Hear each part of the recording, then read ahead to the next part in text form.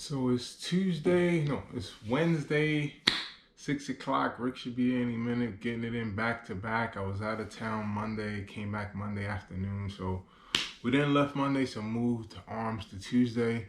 Now we're gonna get in the chest and back. This is a routine we haven't done in a few weeks. This is a lighter one. This is typically the more volume based one before old man Taji got injured and got injured twice in a month. So even what's typically our Saturday routine, which was meant to be a heavy routine, but this is a shorter routine meant for the weekday. We use the cable flies. I haven't done that in a while, so it'll be good to break out the cable flies and get some cable work in. And then this is the one where we end with the circuit that we stole from Mike Rashid with the deadlifts and the rows. So good work. So let's get in the chest and back. Steve Kerr died. That was to make Steve Kerr better. Everything Michael Jordan does. That was to make him better. Michael Jordan was a bully. And the thing about a bully, he will only do that to people he knows. Not if he thinks. He knows he can beat. He never tried that with Oak. He never tried that with Cartwright. He never tried that with Robert Parrish. You know that, not know that. But he would have his challenge. You know and I know. I don't know. You could Afraid of nobody. You could not melt if Michael Jordan was chocolate. You couldn't melt him and pour him on Charles Oakley. Bullies at heart are cowards. They're calling Jordan a I'm coward. saying bullies will only do things to people that they know they can do. They're not going to, if they think they're a champ, a lion will not go at a bull elephant because he knows his chances are nothing. If he's going to attack a calf, he will take a chance on an isolated female, but a bull elephant, I want no part of that. Jordan would have gone after a bull elephant.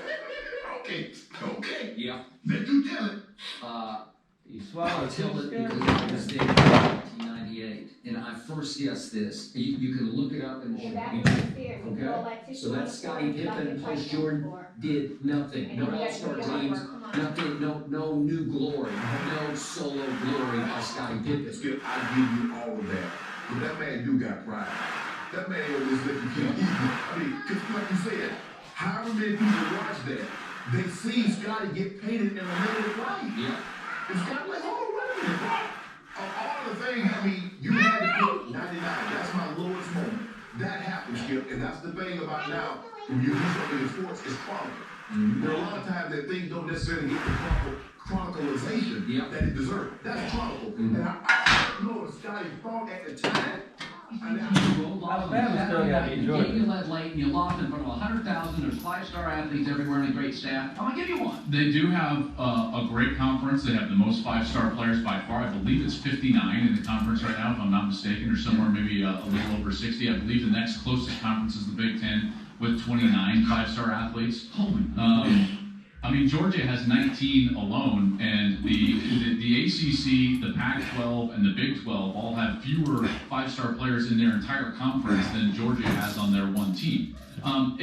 They are the best conference, there's no doubt. The Big Ten East is likely the best division, singular division this year in college football. This system is unsustainable. What we have created, this system of postseason play, is unsustainable. We've shoved the entire meaning of college football into too narrow of a scope. So now you can't define yourself as successful unless you're in the playoff.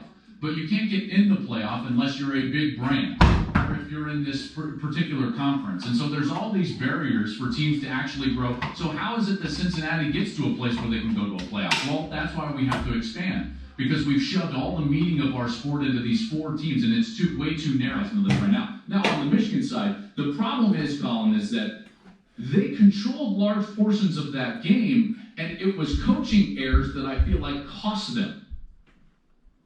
The inability to adjust to the tempo, and I kept talking about it over and over again. They were trying to substitute their defense in and out. When the offense wasn't substituted, you can't do that. That's a coaching decision. That's not a player's decision. It's not the player's fault. I like Josh Gaddis a lot, but throwing a fade on 3rd and 3 with 1:50 after they had been driving down the field, it's clearly 4-down territory. You've got the 5th-ranked rushing game in college. Me from this whole offseason was very diva-ish. He didn't seem like a team-first guy to me. I didn't understand it. I didn't understand why he chose the week of the NFL draft to blow it up into an even bigger story. Yeah. And I think, some of the points you've made over the years, when you talk about ex-teammates, how people who've played with him, some of the people, how they've talked about him, how candid he's been about them drafting another quarterback when he's in his late 30s, how he makes it seem like he's on the 2021 Jaguars. He's on a good team. Right. His team's good. His team's been good the last couple of years. They were really good last year. They almost made the Super Bowl. And this woes me stuff, I'm going to go even deeper. I think sometimes people get weird with banjos. There's a lot of your turn, my turn, and a lot of standing around. And I think people are starting to get concerned. Meanwhile, you look at the stats, they're averaging like 54, 55 points a game. And you think like on paper that looks great, but if you're watching it, it doesn't feel right, and the mix doesn't feel right. I do think there's some rotation stuff and things like that. I'm not ready to panic yet, but I'm kind of quietly panicking. Well, also, for the first time in 20 years, the East is better than the West because Chicago's really, really good. Miami's added Lowry, he's a little banged up. So the first time in 20 years I honestly believe this is that because the West is aged, Portland doesn't look right. I think the East is better than the West. And that's Clippers, no Murray, no Kawhi. And so Utah's got a low ceiling, but they're a great regular season team. So I think. Don't let those fans come at you. They like me. Be careful. Watch out for those Utah fans. Nice key there. I apologize right now. All right, finally. I said this. There are some things. I think it takes a while for me as a broadcaster to tell the difference between good and very good. And very good and great. That's like when you watch a dance or a music show, I'm like, that's pretty good, but is it great? It's great, but is it? But bad is obvious on any music show and in any sports team. And I watch the Lakers defense. So good workout today, chest and back complete. That last circuit is a killer. The deadlift into the rows, but we knocked it out. Haven't done that routine in a couple weeks. I definitely prefer the one with more reps and more sets, but we do that one when we only work chest once in a week. So this will be the first time in a while that we're gonna get the full 4 days. But good workout. I'm about to shower up, have dinner, put another couple hours of work. I got to run in the morning. I'm gonna decide between 7 and 9, see how I feel. But somewhere between 7 and 9 miles, and fast tomorrow, one meal, but no lifting tomorrow. So for now, for Reed Fitness, signing off.